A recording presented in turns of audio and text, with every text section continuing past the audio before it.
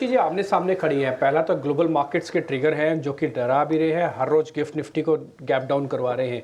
लेकिन दूसरी तरफ दो अच्छी खबरें आई थी कल ही, लेकिन मार्केट ने उसको इग्नोर मार दिया।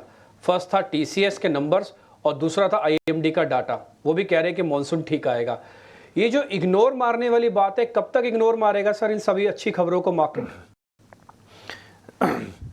डिम्पी, अगर हम तराजू में सब चीज़ों को रखें तो तराजू के अंदर इस समय जो बीम बैलेंस है, मुझे लगता है ग्लोबल मैक्रोस का ज़्यादा भारी रहेगा। वो इसलिए भारी रहेगा बिकॉज ग्लोबली पहली बार अब हम देख रहे हैं 6 महीने के बाद ये नैरेटिव चालू हो गया है कि क्या ग्लोबली इंटरेस्ट रेट्स नहीं कटेंगे। यूबीएस की रिपोर्ट आई है, मैं लोगों से बात कर रहा था, सबने वो कॉन्वर्सेशन चालू कर दी है। तो एक ग्लोबल नैरेटिव अगर शिफ्ट हो जाता है from a rate cut to a pause और अ रेट हाइक, ये बड़ा नैरेटिव चेंज हो सकता है। दूसरा देखिए, हकीकत ये है कि 106 पर इस समय डॉलर इंडेक्स हो चुका है। इस समय क्रूड 91-92 डॉलर पर चल रहा है, रुपये ऑल टाइम लो पर है। समर, हालांकि आईएमडी बारिश की बात कर रही है, मगर उससे पहले आपको एक समर सीज़न जिसे हम कह रहे हैं हीट वेव, उससे डील करना पड़ेगा, जिसमें मुझे लगता है कि क्रॉप ऑफ वेजिटेबल्स में इम्पैक्ट आएगा। मैं अभी कहीं कल पढ़ रहा था कि how vegetable prices have started going up, potato prices have started going up, vegetable prices have started going up. Mumbai के अंदर कल 7 डिग्री टेम्परेचर नॉर्मल से ज़्यादा था, तो जाहिर सी बात है उसका इम्पैक्ट सब पर पड़ेगा और उसका इम्पैक्ट इन्फ्लेशन पे भी पड़ सकता है। तो अगर हम तुलना की बात करें तो डिम्पी, मुझे लगता है कि जो मैक्रो नेगेटिव्स हैं वर्सेस जो पॉजिटिव्स आपने जो बताएं, मुझे लगता है कि पॉजिटिव्स इस समय कम है, नेगेटिव ज़्यादा है। तो मार्केट में क्या हो सकता है शॉर्ट टर्म में डिम्पी?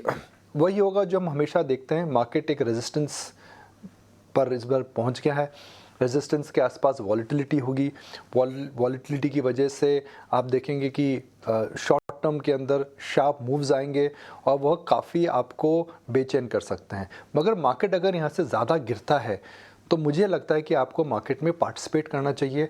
कोई बड़ी मंदी, जिसे हम कहते हैं कि 5-10% की मंदी, मुझे इलेक्शन तक नहीं लगती है। तो wait for a bad day. 2 दिन खराब हो चुके हैं, हो सकता है तीसरा चौथा दिन खराब रहे, मगर उस समय आपको इस मार्केट में बायर होना चाहिए, राधा कि घबराना या फिर डरना नहीं चाहिए। ओके, तो ये नज़रिया आ रहा है निकुंज सर का मार्केट्स पे कि बहुत बड़ी मंदी फिलहाल तो नहीं देख रहे, पर जी हाँ निकुंज सर, इन्फ्लेशन काफ़ी बढ़ गया है, पोटैटो के प्राइसेस आई डोंट नो 10% ऊपर हो चुके हैं। देखिए 7 डिग्री मुंबई का टेम्परेचर कल ज़्यादा था और 7 डिग्री ज़्यादा नॉर्मल एक बड़ी बात होती है। It will impact everything, it will impact crop production, it will impact electricity demand, it will impact supply chain. अब सब्जियां कम ग्रो होंगी, सब्जियां ज़्यादा ख़राब होंगी, वाटर कंजम्पशन बढ़ेगा, वाटर लेवल्स कम हो सकते हैं, रिजर्वायर्स हमारे इस समय कम है। तो हालांकि मानसून अच्छा आएगा, आईएमडी का फोरकास्ट है, मगर भाई मानसून से पहले हीट वेव भी आया है और हीट वेव आ चुकी है। आज मैं सुबह पढ़ रहा था कि कल टाटा पावर की डिमांड में कितना उछाल आया था। तो शॉर्ट टर्म में अगर एक ट्रेड ढूंढ रहे हैं तो मेरे हिसाब से electricity producers, to a large extent beverage makers and cooling solution providers.